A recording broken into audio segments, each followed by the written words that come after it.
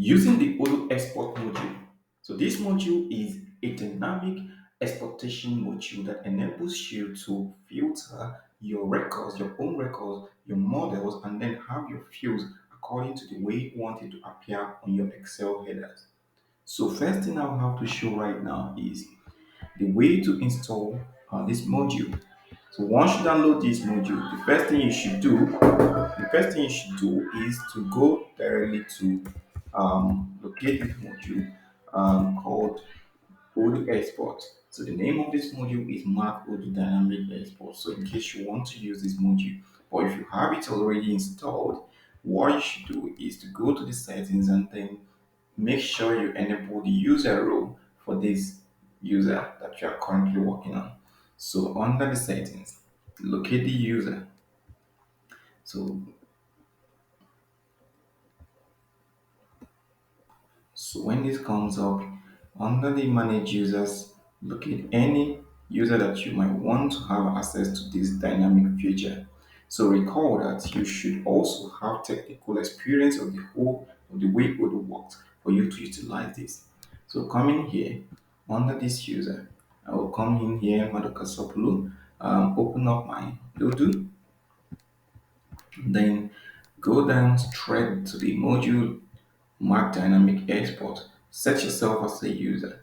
Depending on who you want to give that access, you save this and then continue with the application. So if you come here, this is the module name, open up, then try to create an Excel sheet, or maybe in this case I will try to use sales order. So that is a simple model that anyone that is familiar with Odoo could be able to use.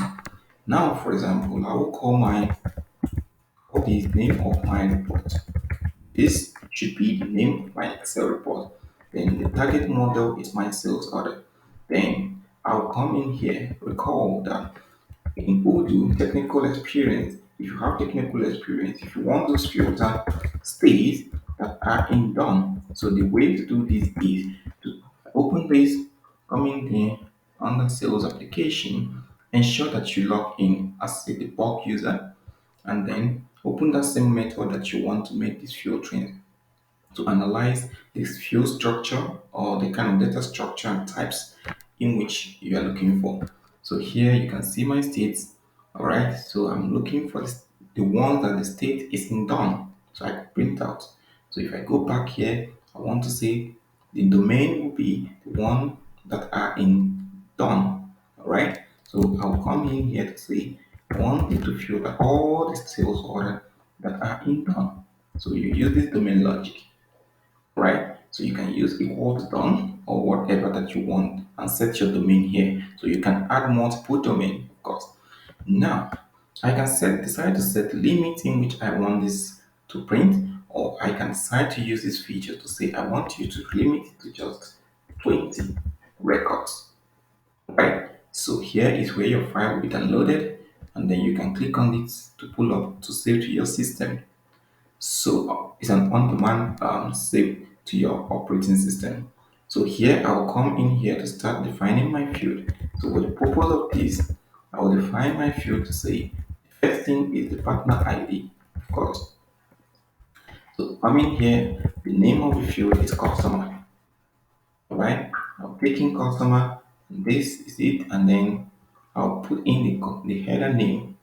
All right, then this is the many to one field, and also it is not a date format field, for example. And then if I want to get what am I trying to locate, I am actually trying to get partner name. So this is more like a field name. So I want to get the country of this partner, what I want to say of this customer. I will also add in here. So you can see here I will now set in this as what would I say, partner underscore ID dot country. Recall that there is an attribute called country dot name. This is what I'm looking for. Alright. So I can also utilize it to say partner underscore ID dot name. So coming here, you can also set up one to many. Take for example other lines. Of course, the code that sales order has other line. and this is a one-to-many field. So what am I trying to filter? In my own case, I will say I'm looking for each of the other line. We have product IDs. So in my case, I want to use product underscore ID dot name. So if I am done with this, what I will do is, okay, if I want to add more, maybe the customer, more information about the customer, maybe the phone number of this customer, I will now put locate this dot phone. All right. So if I want to add more, I will provide the information. Then I want to drag this to be on top of here. So I will add this here. Then I will change the header name or the header value to phone, and then also change this to name, customer name. Right? So this is just like the header name. So come in here along the other lines. So come in here, I'm done. So if there is more thing that you wanted to add, you keep adding and then use the dot field chain to set up your dot notation. So let us try these few lines that we added to see what is going to happen. If I click on export and load, the system is going to come up. So we have a little bit of error, which we're going to come. So the system is actually telling me not an error. Actually, I'm having some problem with my JavaScript file. It's telling me that no records to found. So what I will do here is to clear my domain so that we can be able to see the system filtering every record. All right. So hitting on this, it downloads. Boom. All right. So if I hit on my Excel, it's going to download. All right. So coming here, you see your Excel sheet downloaded. All right. So that is it.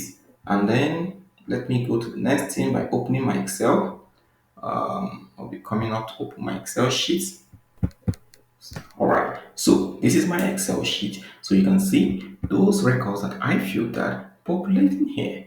So feel free to add more other fields, different types of fields. So you can see one domain fields or many to many fields coming up. There is also one other enhancement of features that is coming in on the next version of upgrade, which entails that you have to set domains on your many to many fields or on your one to many fields to filter just based on some certain products.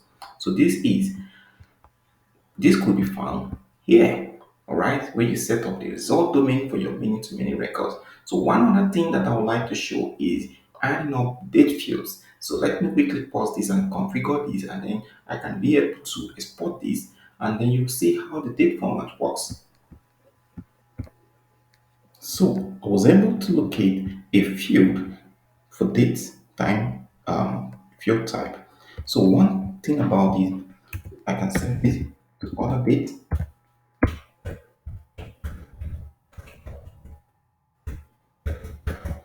and then so you can see under the date format is required because of the date time field. So I can configure my date as this. So you can decide to use other options.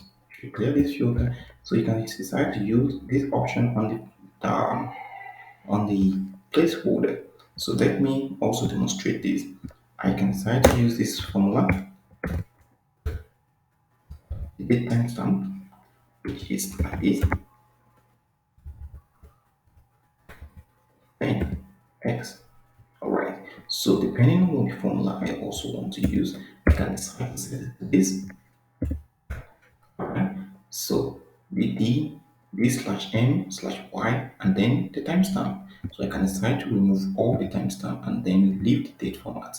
So once this is done, if I try to export this if I save this and then try to export this record again, it downloads here back and then you have to click on this. It saves to your system. So you can open this when you downloaded it and open up. It's going to come up. This is the first one I've done. So a new column will be registered here. So you can see my date field coming up here with the time. All right. So this is very, very important if you are working with date time objects. So you can decide to convert it to just a date format if you don't need the timestamp. All right. So this is just it. So feel free to ask a questions if, for example, you still want extra features or extra knowledge of the more features that are integrated inside this module. Thank you very much.